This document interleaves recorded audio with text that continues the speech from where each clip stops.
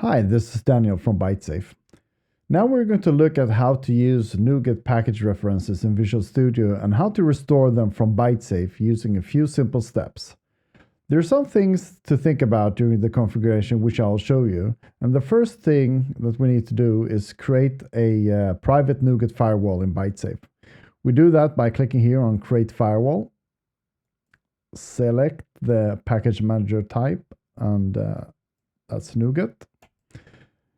Then we add a name, and in this case, we will call it NuGet Firewall. And we click here to add an upstream.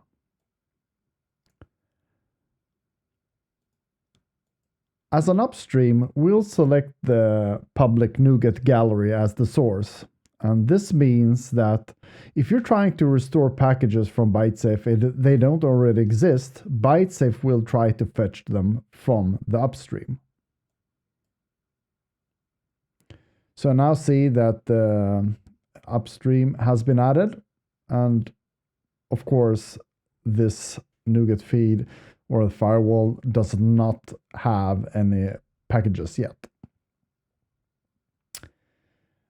Now a few important steps here, and to make sure that Visual Studio is not using a local cache, we will make sure to clear the cache.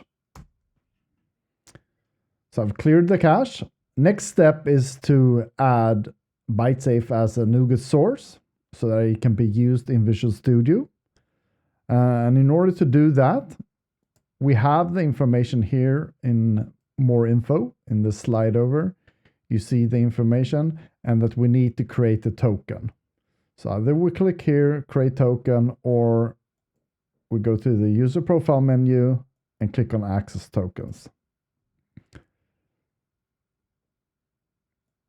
In this case, it's important to create a read-write token, as in our case, we'll be fetching packages from the upstream and they will be added to Bytesafe, so that's a write operation.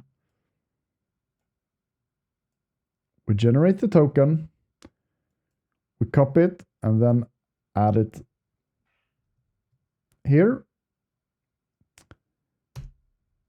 Seems I already had it, and of course we can just list. Okay, so we see that it's already added. Great. And then the other sources that I have are disabled.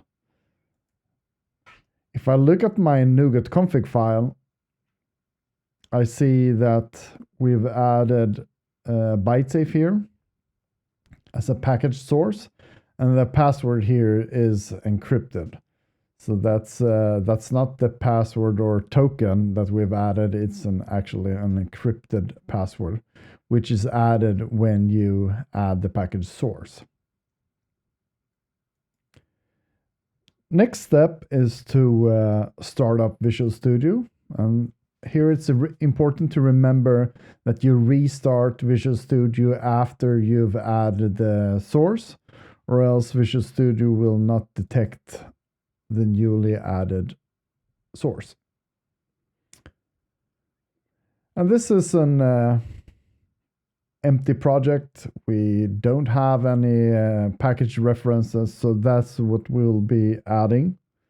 And if we go to the NuGet gallery, we can just select any package that we want to add.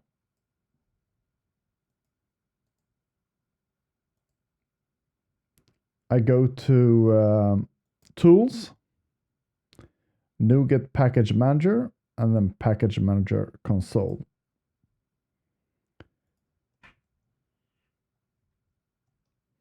Just paste the row I took from the NuGet gallery.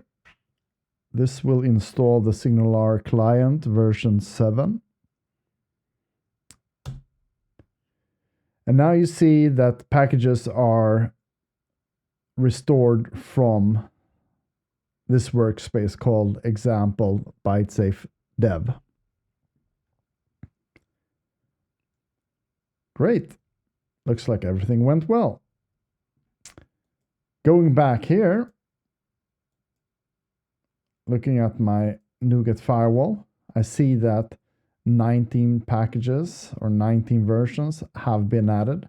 And before they're added to Bytesafe, all packages have been scanned to detect any known vulnerabilities or what licenses exist here. And this is what you need to do in order to restore dependencies in Visual Studio. And then from here, you can start exploring the plugins and so on, but we won't cover that in this video. Hope you learned how to use NuGet and Bytesafe.